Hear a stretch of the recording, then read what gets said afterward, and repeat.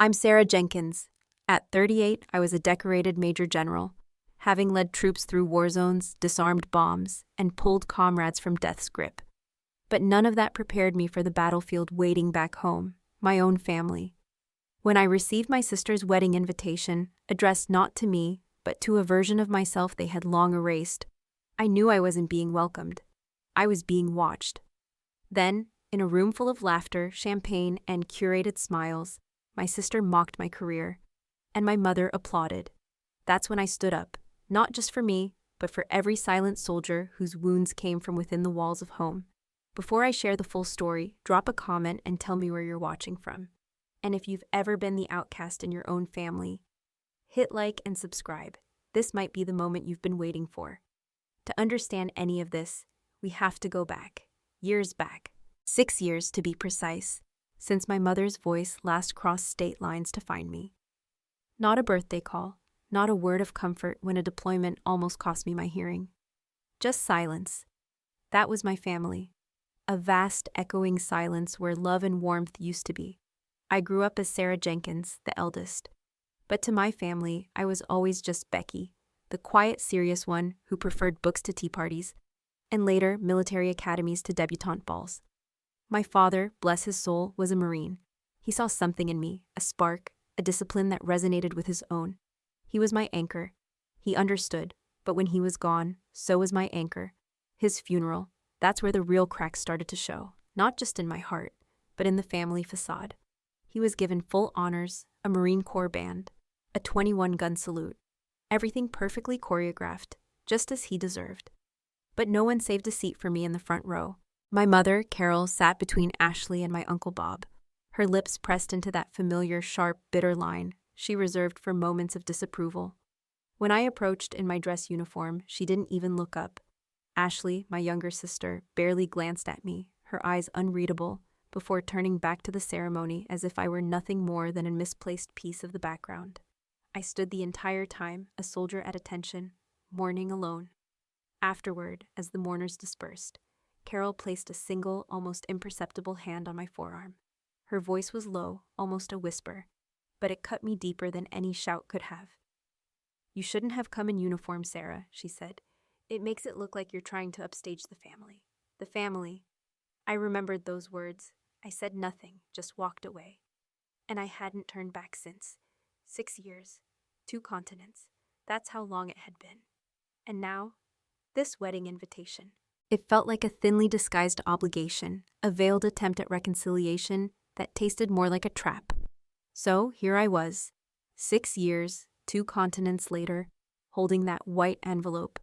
Lieutenant General Sarah Jenkins, my full name printed, embossed. Whoever sent it clearly worked from a list. They didn't know I hadn't been Rebecca to this family in years. The seal was unbroken, but I already knew. Whispers, email forwards that reached my aide Miller, even an offhand comment from a former classmate. Ashley was getting married. And not just anyone. Major Mark Henderson. The irony of it all was almost surgical. Mark, the same Mark I pulled out of a crater in Helmand. The same man who, as they airlifted him out, his leg nearly severed, whispered, "I owe you." And now he was marrying Ashley. My base in Stuttgart was unusually quiet that afternoon. My quarters sterile and disciplined, the kind of environment I'd built my bones around. A steel bed, pressed uniforms, a locked trunk with things no one would ever touch. I turned the invitation over and over, as if it might morph into something less painful. Then the crisp double wrap came. Miller, my aide. He entered without waiting. "General," he said, his eyes immediately drawn to the envelope. Of course he'd heard. Miller had ears like radar and the patience of granite. He took a seat without asking. We didn't talk much about personal matters, but he'd known me since I was a fresh-faced captain with too much grit and not enough trust. "You going?" he asked. I didn't answer. Instead, I slid the invitation across the table. He picked it up, squinted at the gold lettering, and exhaled slowly. "Henderson," he murmured. "That's the kid you pulled out of that crater in Helmand, right?" "Same one," I said, my voice steady, clipped. Miller leaned back. "You saved his life, and now he's marrying your sister." The silence that followed wasn't awkward. It was familiar. Like everything else in my life, it held more meaning than sound. Miller didn't pry. He just waited. "You think I should go?" I asked finally. He studied me for a beat. "That depends. Are you going to fight a war or bury a ghost?" I laughed. Not the kind that lifts weight, but the kind that recognizes a scar. "Maybe just watch one burn." He didn't smile. "Then go, but don't wear your stars like armor. Wear them like memory. Let them remember who you became without them." His words sat with me, even after he left. I placed the invitation back on my desk, walked to the narrow window that overlooked the training field. New recruits ran drills, eager, loud, unknowing. For a brief moment, I envied them.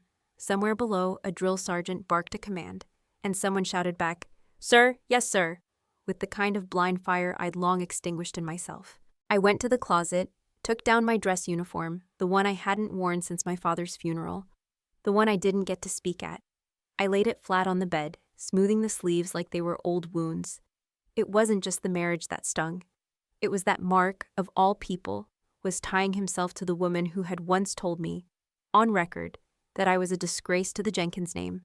I thought of that night in Helmand, the explosion, the dust, the twisted steel, Mark's leg almost severed. I'd crawled across open ground to reach him, blood in my mouth, shrapnel in my shoulder. I still had the scar. I remembered the brittle crackle of static through my comms, the sharp inhale before someone whispered, "Shit, that's a mine." Then the shrill bark of my own voice, sharper than I remembered it. "Don't move, Mark." He froze. Dust clung to his skin. The metal plate he'd stepped on was half exposed, just under the dirt. He didn't dare breathe. Neither did I. We stared at each other across 10 feet of open hell. In that stretch of silence, something unspoken passed between us. He knew he was dead. And I wasn't going to let that happen. I didn't remember the pain, just the crawl. Elbows grinding into gravel, every breath tasting like ash. I disarmed it with fingers I couldn't stop from trembling. When it clicked out of armed mode, Mark cried quietly. I didn't mention it in the report. And now, here I was, sitting in 3C of a Lufthansa flight, Stuttgart to Dallas, looking out at a sky that felt too soft to belong to the story in my head. The seat beside me was empty. I'd paid extra to make sure of that. The flight attendant had smiled when she saw the ribbons on my blouse. She offered me champagne. I asked for water. Somewhere over the Atlantic, I closed my eyes, not to sleep. I couldn't, but to block out the weight of what I was flying toward. Not war, not combat, but something trickier, more familiar. Family. The plane landed 20 minutes early. Dulles smelled like overused hand sanitizer and fresh wax. I moved through customs with ease. My military ID cleared me like a breeze. I'd barely stepped into the arrivals hall when my phone vibrated. Unknown number. I almost let it ring out of spite. Then curiosity won. "Hello?" My voice was even, unreadable. Well, you actually came." It was Ashley. Her voice hadn't changed. Still that lilting sweetness over a core of metal. She could make a compliment sound like an accusation. "I didn't say I was coming to celebrate," I replied, already walking toward the escalator. "You didn't say anything for 6 years," she chirped too brightly. "So this is progress." There was no apology in her tone, not even hesitation. "I came because I was invited," I stated. "Right," she said, "because Mom guilted you into it." I didn't answer. A pause. Then she added, "Well, Mark's looking forward to seeing you.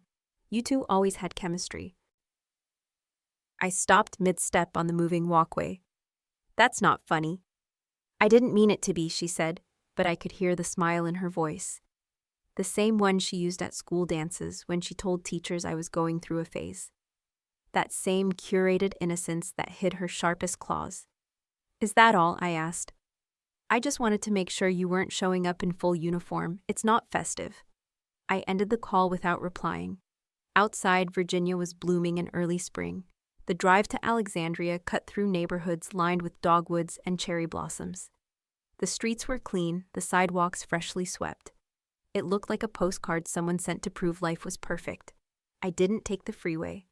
I let the car weave through side streets I used to ride my bike down, back when I was still Becky, when scraped knees and skinned pride were the worst injuries I carried. As I pulled into my mother's cul-de-sac, I spotted Mrs. Langford, the neighbor with the ever-pruned hydrangeas, and eyes that saw too much. She was watering her garden, a hose coiled like a question mark at her feet. She squinted toward the car, tilting her head. "Rebecca," she called. I stepped out, adjusting my duffel on one shoulder. "Hi, Mrs. Langford." She blinked. "Well, my goodness, you're still in the military." I smiled without showing teeth. "Yes, ma'am." She nodded slowly, eyes trailing over my bars, my stance, my silence. "I thought you might have, well, left, after everything." "Some of us stay," I said, and walked past her hedges without waiting for a reply. The Jenkins house stood exactly as I remembered. Too perfect, too polished, too falsely quiet. The shutters were freshly painted, the driveway clean, no sign of age or decay. Only the porch light flickered slightly, as if even the electricity was holding its breath. I rang the bell. A pause, then footsteps. The door opened, and the smell hit me first. Lemon polish, my mother's signature. Every surface in that house had been scrubbed until it gleamed with disapproval. Carol stood there in beige slacks and a pearl-collared blouse. Her hair was pulled tight, not a strand out of place. Her eyes scanned over my uniform. The silence between us thickened. "Please don't ruin this for Ashley," she said. They used to tell me my silence was disrespectful. Now they called it convenient. The dining room hadn't changed. Not the chandelier, not the china, not the tension humming beneath the polished mahogany table. 15 seats, 14 bodies, one battlefield disguised as a family gathering. I stood just inside the archway for a moment, watching them. Carol flitted between wine glasses and napkin folds like she was preparing for royalty. Her earrings caught the light, tiny gold anchors. A nod to my father's service. Ashley sat, already pristine in a silk blouse, laughing too loudly at something our cousin Tyler had just said. He wasn't funny, but he was charming enough that no one noticed. Except me. I noticed everything. My seat was waiting at the far end. Not beside Ashley, not even in the middle where I might be visible in the family photos, sure to be taken later. No, mine was next to the sideboard, where the heat from the kitchen brushed the back of my neck, and the conversation rarely reached. I pulled out the chair. It creaked. Ashley raised her glass. "To family," she announced. "To new beginnings," Carol added, flashing a glance that might have been aimed at me. Or maybe through me, to Major Henderson. "And the bride-to-be," said Uncle Dean. No mention of me, no introduction, no Sarah's back, no Lieutenant General Jenkins is here from Germany. Just blank space where acknowledgement should have lived. I took a sip of water. The wine hadn't reached me yet. Maybe it never would. The former colonel sitting near Carol, Colonel Davies, I thought, furrowed his brow when his eyes met mine. "You look familiar," he said, half to himself. Carol leaned in quickly. "Oh, Sarah, she's been stationed overseas, doing security work." The words hit like a slap disguised as small talk. "Security detail," Ashley clarified with a smile. "She guards doors. Important ones, I'm sure." A few chuckles floated across the table. They didn't come near me. I let my eyes rest on the silverware, a salad fork, a dessert spoon, a knife too dull to draw blood, but sharp enough for pretense. My silence wasn't submission. It never had been. But here, in this house, with this family, silence had always been treated like a threat. Colonel Davies tilted his head again, eyes narrowing. "Wait a minute. Afghanistan? 2012? Fabi Kalma?" I didn't blink. "Yes, sir." His mouth opened like he might say something more, then closed again. He looked at Carol. She gave the tiniest shake of her head. He turned back to his plate. "Of course." I let the silence grow between spoon clinks and throat clearing. No one asked me a question. No one paused to include me. I could have been a well-dressed ghost, but even a ghost leaves a chill. The server finally reached my side of the table with the wine. I took the glass without a word. Ashley turned toward me then, her eyes glinting with the pleasure of performance. "So how long are you here for, Becky? Or are you on call to guard a missile silo or something?" A smirk rippled down the table. I took a sip, let it settle, then set the glass down slowly. "The people I guard," I said, my voice calm but deliberate, "outrank this entire room." A silence bloomed, not loud, not angry, just still. Even the chandelier seemed to hold its breath. No one laughed. For the first time, they didn't know where to place me. And that terrified them. My name wasn't on the seating chart. Neither was my title. It was printed on thick pearl cardstock, laid out on a brass easel just inside the church foyer, table by table, name by name. And as my eyes scanned downward, past cousins, plus ones, former neighbors, I found nothing. No Sarah, no General Jenkins, just silence printed in floral font. I stood there longer than I meant to, watching as other guests filed past me, murmuring pleasantries, adjusting corsages, brushing invisible lint from lapels. A woman in lavender heels reached around me and tapped the board. "Oh, table 8, near the stage," she squealed to her partner. "That's close." I looked again. Table 12, bottom corner, near the fire exit, the emergency exit. Of course. Carol had mentioned it casually that morning, like an afterthought, as she passed me a plate of fruit. "You'll be at table 12, out of view, for everyone's sake." She hadn't even waited for me to respond. Now, here I was, in dress blues, ribbons straight, hair pinned with military precision, standing like a statue in the church's entryway, trying not to calculate how deliberately I'd been placed on the margins. The church was beautiful, I'll give them that. White lilies framed the altar, soft violin strings floated from the speakers.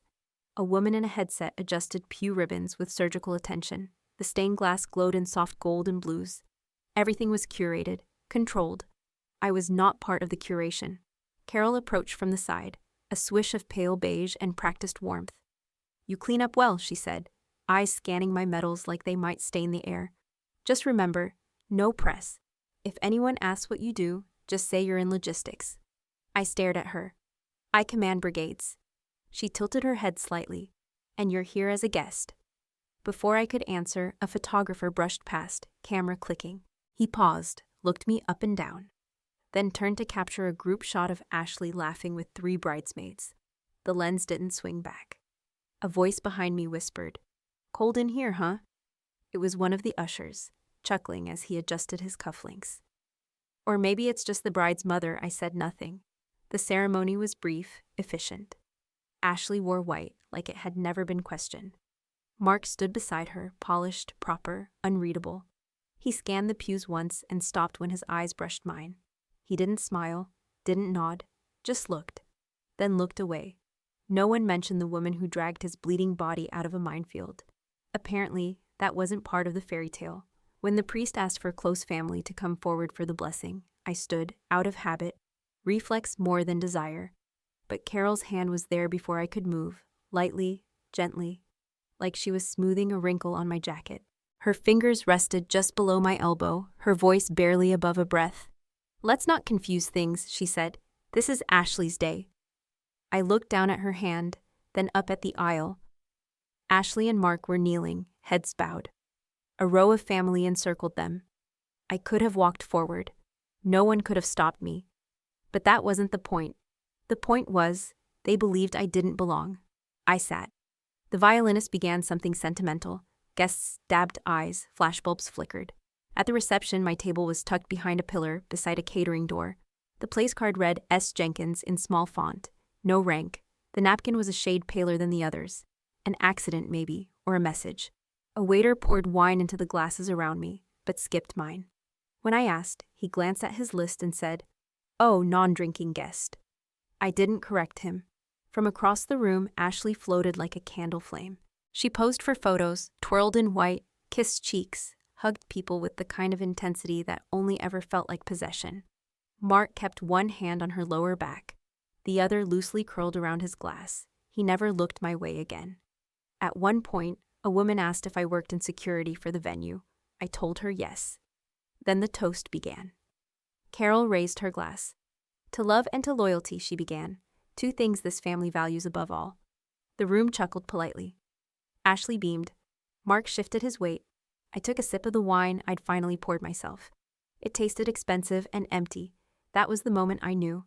They didn't think I was family, but they were about to learn what kind of family I command. "She's just a gate guard. Who would want her?" My sister's voice, amplified by the microphone, filled the room. The room laughed. It wasn't a gentle laugh. It was sharp. That kind of laugh that slices before it echoes. The kind that lingers longer than it should. The kind I used to hear in locker rooms, around dinner tables, behind closed doors. This one just had better lighting and more expensive wine. Ashley stood at the center of the ballroom, glowing beneath the chandeliers. Her dress shimmered like the event had been tailored around her. She held the mic in one hand and a champagne flute in the other, balanced like a queen with a crown and scepter. All eyes were on her. She lived for that. To think, she said sweetly, scanning the room. Even my big sister made it here tonight. Traveling all the way from wherever she's stationed now. A pause for effect, a knowing smirk. Guarding doors for greatness. She grinned, turning slightly toward my table. Everyone, give a round of applause for the silent century in our lives. More laughter, a few polite claps. One or two guests shifted uncomfortably, but most just smiled and raised their glasses. Oblivious, or worse, complicit. Carol chimed in from her table, her voice carrying with the crispness of authority. She's the shame of this family, but at least she made it on time. That did it. The whole room tilted with amusement. I rose, not quickly, not in anger, but slowly, steadily, like something inevitable unfolding. Mark was already watching me. He hadn't laughed, hadn't smiled, just watched, the way someone might watch a storm gathering over calm water. Ashley's smile faltered for half a breath, just enough to register. Then she lifted the mic again. "Oh, come on," she laughed. "It's a joke, Rebecca. Lighten up, you always took everything." And that's when Mark moved. He stepped forward, deliberate, not rushed, not hesitant, just decided. Conversation stilled mid-sentence. Utensils paused mid-air. Every photographer pivoted, lenses catching motion in a scene they hadn't scripted. He walked the length of the room, past tables of old commanders, academy friends, distant cousins in tailored suits. Each step seemed to echo. When he reached me, he stopped, exactly 1 pace away. Then he saluted. A sharp, crisp, precise military salute, the kind you don't give to a sibling, or a friend, or a joke. "Ma'am," Mark said, his voice steady, carrying clear. "Please forgive my wife." He turned to the room, still holding the salute. "This," he said, "is Major General Sarah Jenkins, my commanding officer." Gasps, not whispers, gasps, audible, collective, as if every tuxedo in that room suddenly lost its starch. I didn't move. Ashley swayed where she stood, the microphone sliding from her fingers. It hit the floor with a hollow thud. She took a step backward, eyes wide, mouth opening, and fainted. Carol stood abruptly, knocking over a flute of champagne. "Rebecca," she started, but the word dissolved into a breathless choke. And I didn't even blink. They didn't speak. Not because they didn't know what to say, but because every word would admit what they'd done. The ballroom held its breath like it had swallowed a landmine. Silence clung to the walls, stuck in the folds of linen tablecloth, settled inside every untouched flute of champagne. The orchestra had stopped mid-melody. Forks hovered mid-air. Guests blinked like they'd forgotten how. I was still standing. So was Mark. His salute finished, his hand now lowered to his side, fingers steady, spine straight. A statement had been made, not a gesture, not a plea. A truth carved into the center of the night. Major General Sarah Jenkins. My name hadn't been spoken by anyone in that room for years, not with respect, not with weight, not like that. Carol's hand twitched toward a napkin. It slid off her lap and dropped to the floor with a whisper. She didn't bend to pick it up. Her eyes darted toward me, searching for a place to land. Some exit, some shadow, some denial. But there wasn't one. Ashley sat, rather collapsed, into her chair. Her face was pale and frozen, eyes wide as if reality hadn't caught up with her body yet. Her lips parted slightly, no words forming. The woman who had just performed for 100 guests, who had orchestrated an entire evening around her image, now looked like a child, cornered by something too large to name. No one moved. Then someone did. From the second row of tables, past the wine bar, near the carved ice swan, a man in a navy blazer stood slowly. Colonel Reardon, retired, but still sharp around the edges. He had commanded the 73rd Engineering Battalion back when I was a lieutenant, when I still had dirt in my teeth and something to prove. His shoulders squared as he raised his right hand in a clean, deliberate salute. The air thickened. A second man stood, General Park, who once lectured at West Point. Then a third, a woman in her 50s, whose name I didn't know, but whose posture gave her away. Army once, career. Then a fourth, 4 salutes, not dramatic, not rehearsed. Just quiet acknowledgement slicing through the polite fabric of the night. Carol finally found her voice. "This is not the time," she started, her voice trembling beneath the surface tension. But no one turned to look at her. Eyes were on me now, not because I'd asked for them, not because I demanded them, but because the room had been rethreaded cell by cell, and every thread pointed here, I could feel the weight of it pressing in, the discomfort, the shame, the recalibration, as people whispered internally, "Is this the same woman Ashley mocked? The one we dismissed?" They were all performing mental rewrites, desperate to salvage some version of themselves that hadn't laughed 2 minutes ago. Mark took one step back, giving me the floor without ever saying a word. I didn't move, I didn't take the mic, I didn't raise my voice, I just stood there. And that was enough to make them squirm. Later, much later, when my mother finally called me by my middle name, I almost didn't recognize it. "Ella," she said softly, like she was testing how the word would land. "Can we talk?" We were in the hotel lounge, the kind reserved for high-tier guests, who preferred whispers to crowds. The room was dressed in velvet shadows and the sterile hush of money. A single lamp lit our table. The coffee between us had gone cold, untouched. It smelled burnt. She hadn't called me anything but you or your sister's sibling in over a decade. Now suddenly, she was reaching for warmth she hadn't earned. I didn't correct her, I just waited.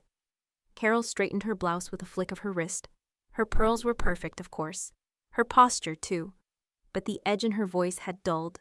She wasn't here to scold. She was here to spin. "You certainly made a statement," she said. I didn't answer.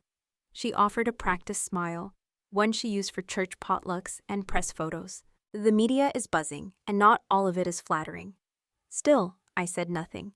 She tapped her fingernails against the porcelain cup. "We weren't prepared for that moment, Sarah. No one was, not even Ashley fainting." "Ashley has sensitivities to reality?" I asked coolly. My voice didn't rise. I didn't need it to. Carol exhaled sharply. "I didn't come to fight." "Then why did you come?" She shifted, suddenly unsure of her footing. "I thought maybe you'd be willing to speak to the media, a statement perhaps, just to clarify that we, well, didn't fully understand your role." I blinked. "You want me to issue a press release?" I said slowly. "To clean up your discomfort?" Carol leaned in slightly, urgency rising under her mask. "Not a lie, just context. We've always valued discretion, and people are asking questions now. About the wedding, about Ashley's comments, about us." She hesitated. I stared at her. She went on faster now. "You know how these things spread.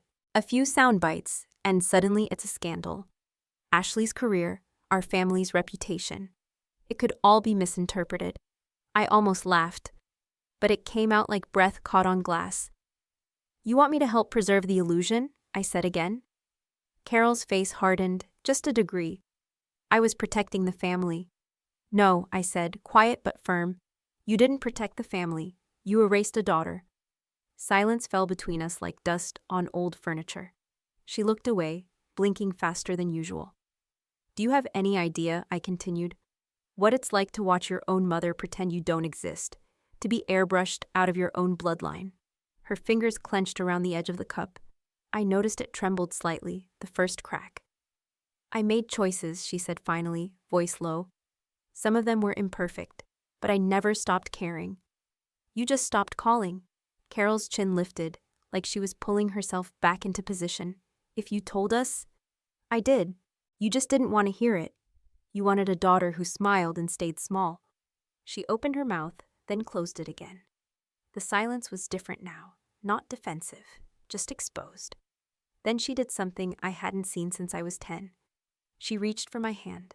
The movement was tentative, her fingers hovering just above the table, waiting, like if she touched me, time might fold in on itself. I let her hover. "She never meant to hurt me," Carol said. "But people like Ashley don't need to stab. They whisper and let the knife fall on its own." We met in the cafe just past the hotel lobby, the kind designed for polite silences and overpriced tea. Morning light filtered through oversized windows, hitting everything with that soft, disorienting glow that makes reality feel less solid. A few guests lingered with laptops and cappuccinos. No one looked at us. Ashley arrived 10 minutes late, sunglasses still on despite the indoor lighting. Her hair pulled into a low chignon that screamed, "I'm composed," even as her hands betrayed the twitch of nerves. She slid into the booth across from me and offered a smile so tight that it could have been glued on. "Well," she exhaled, "that was dramatic." I said nothing. She cleared her throat. Look, last night I went too far. It was just a joke, the gate guard thing. Honestly, I didn't think. That's the problem, I interrupted, folding my hands on the table.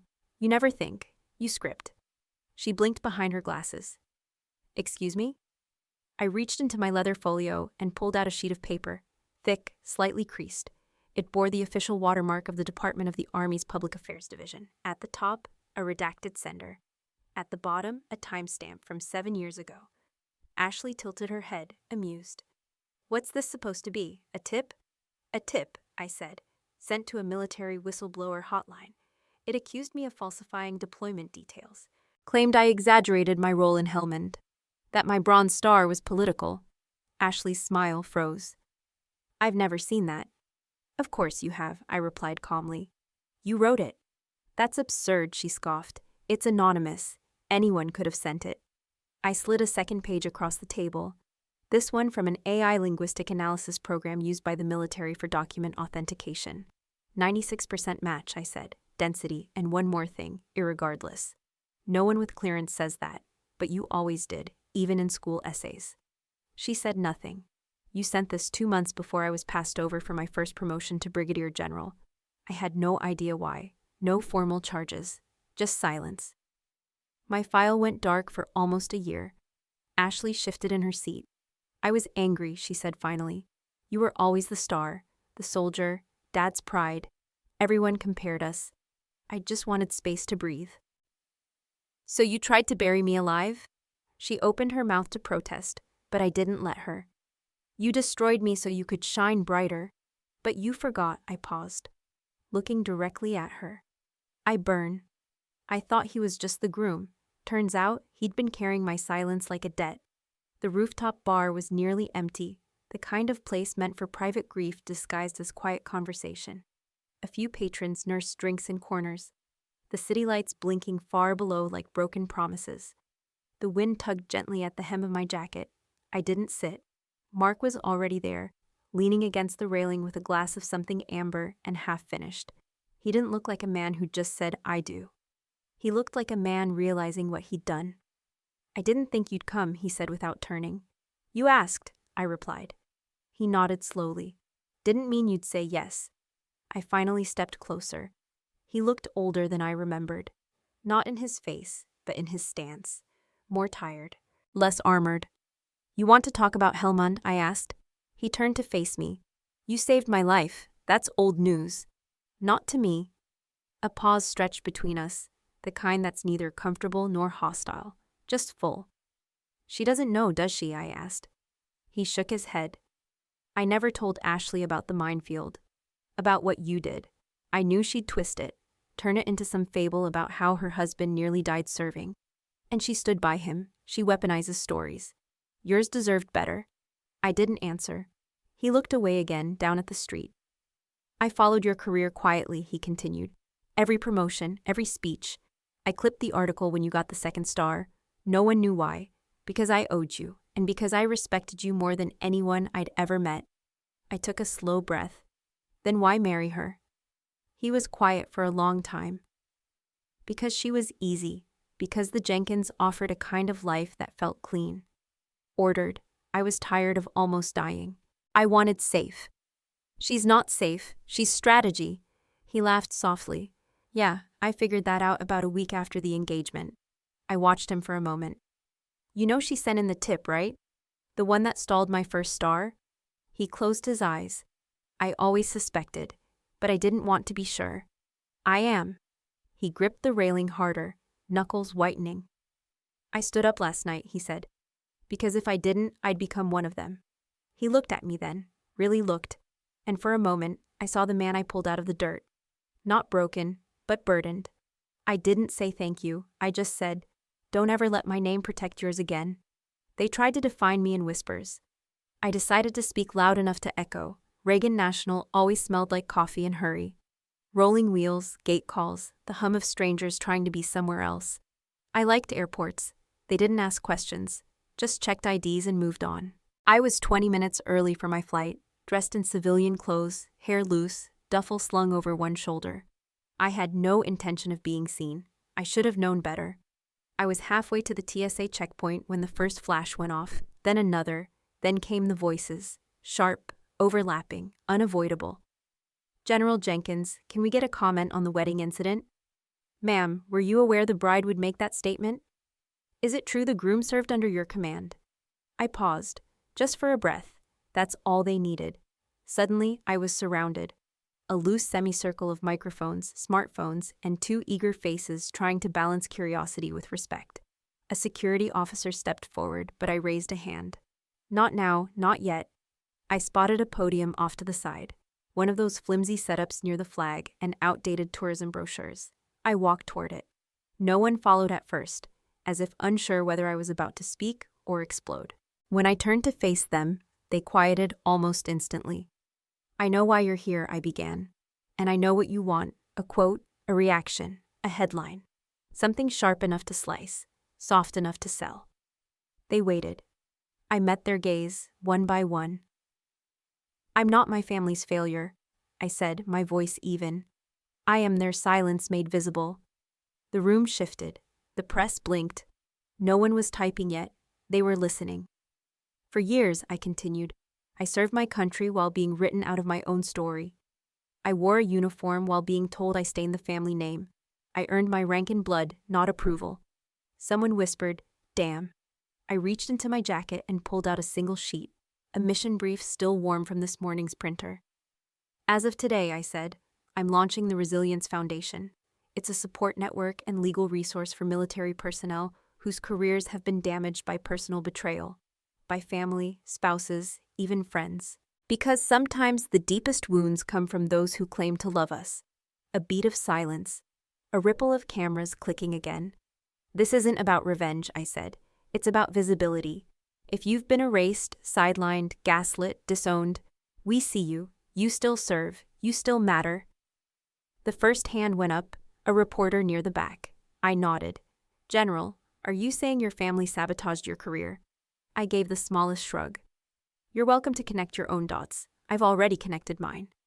More murmurs, more notes scribbled, but still no chaos, just gravity. A young cadet couldn't have been more than 19, stepped forward from the edge of the crowd. His uniform was crisp, nervous. He stood at attention. He saluted. I returned it.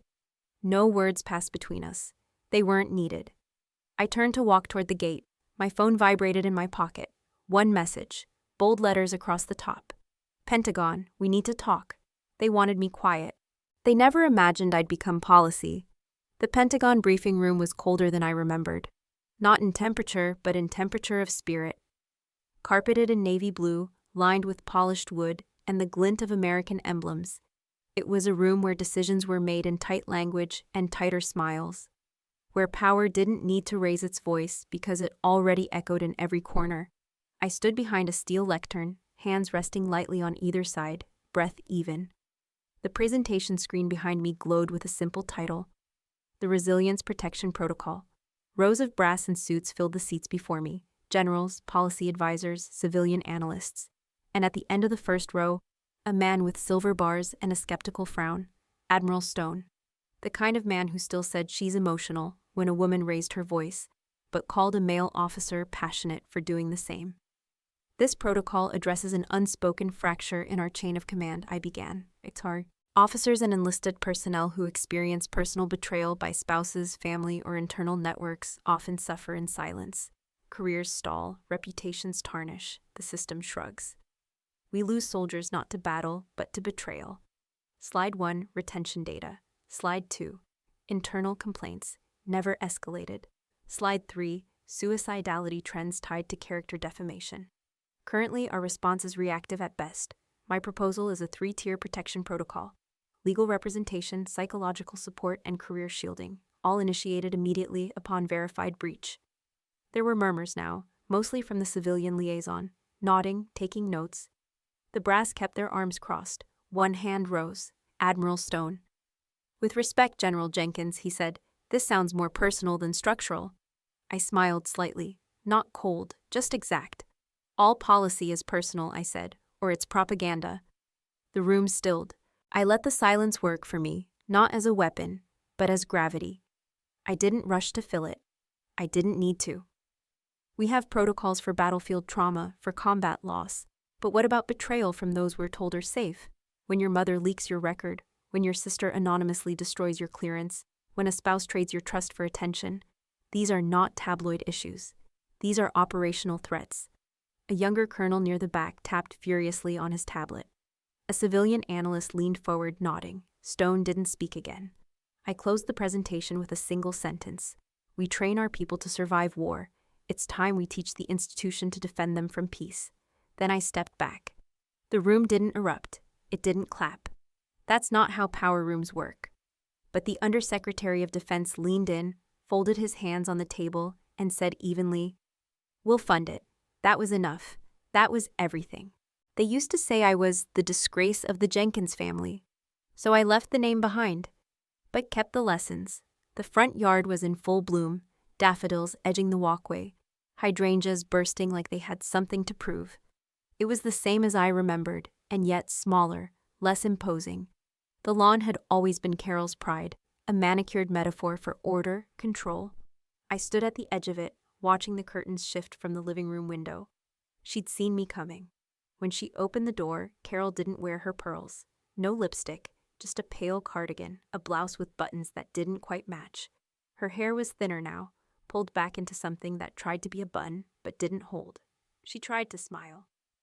"I didn't come in," I said. Her voice had lost its sharpness. Age or memory, or maybe just the effort of keeping so many lies straight. The house smelled of lemon polish, like always, but underneath it was something else, a hollowness, like the walls had stopped trying to hold secrets. We didn't go far, just the front room, 2 chairs, no tea, no pretense. Carol sat first. I stayed standing until I was sure I wanted to be here. She folded her hands in her lap and looked up at me like she was afraid I might dissolve before her. "I didn't know how to protect you without erasing you," she said finally. "You were loud in a world that punished loud women." "I wasn't loud," I replied. "I was visible. There's a difference." She looked down. Her fingers trembled slightly, betraying the stillness she worked so hard to project. "I thought if we distanced you," she continued, "people would forget. The scandal would fade. You could still have a life somewhere else." "You didn't erase me," I said. "You just made me unforgettable." There was a pause, long enough to stretch between us like a canyon. Then a soft creak from the stairs. Ashley.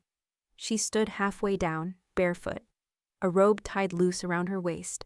Her eyes met mine. She didn't say anything, neither did I. Carol noticed. "She hasn't been the same since the wedding." "She never had to be anything," I said. "She got to just exist. I had to survive." Carol swallowed hard. "Is there anything I can do now?" "Yes," I said.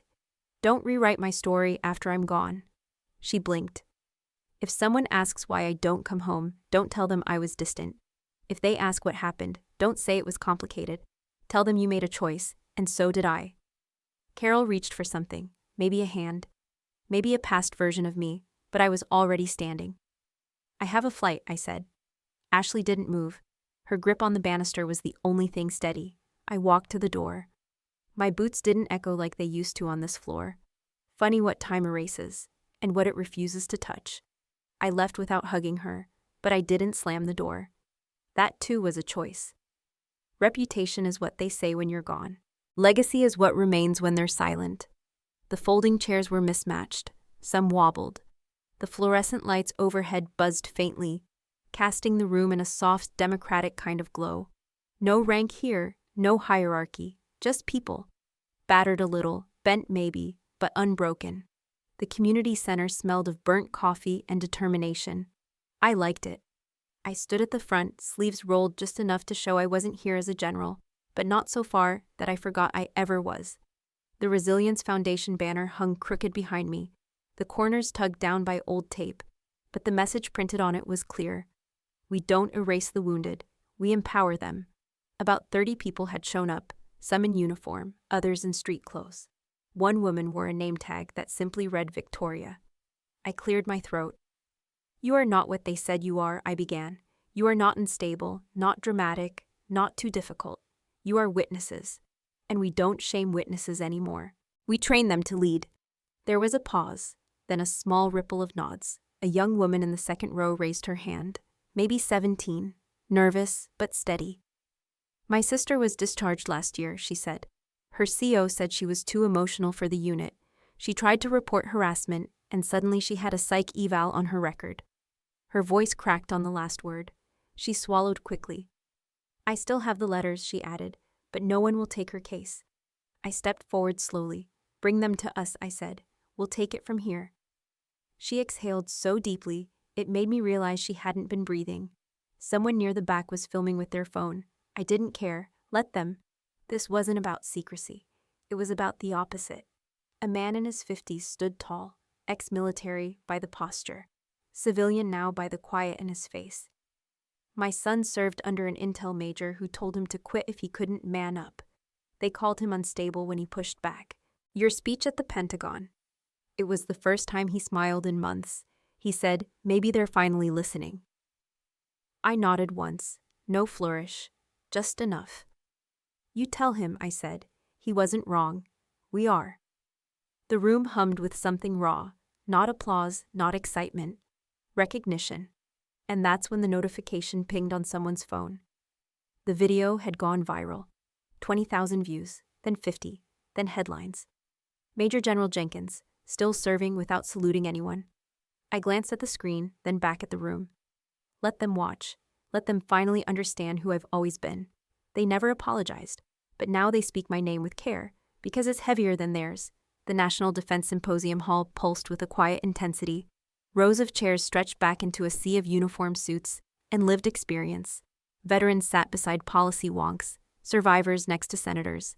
Cameras hovered, waiting to catch something real. The stage was minimalist. Just a lectern, a glass of water, and a single flag behind me. I didn't bring notes. Carol was somewhere in the audience. I hadn't seen her arrive, but I'd been told she was coming, that she insisted on a seat close to the front, that she hadn't brought Ashley. I stepped up to the mic. The hush that followed wasn't for protocol. It was the kind reserved for people who've walked through fire and made it look like fog. I was once told that blood is thicker than water, I began, as if that were a comfort, as if drowning in blood hurt less. A ripple passed through the room. Families, I continued, are supposed to protect, to shield. But sometimes they aim for silence. Sometimes the betrayal doesn't come from a foreign adversary, but from someone who shares your dinner table, your last name, your childhood bedroom wall. The air tightened.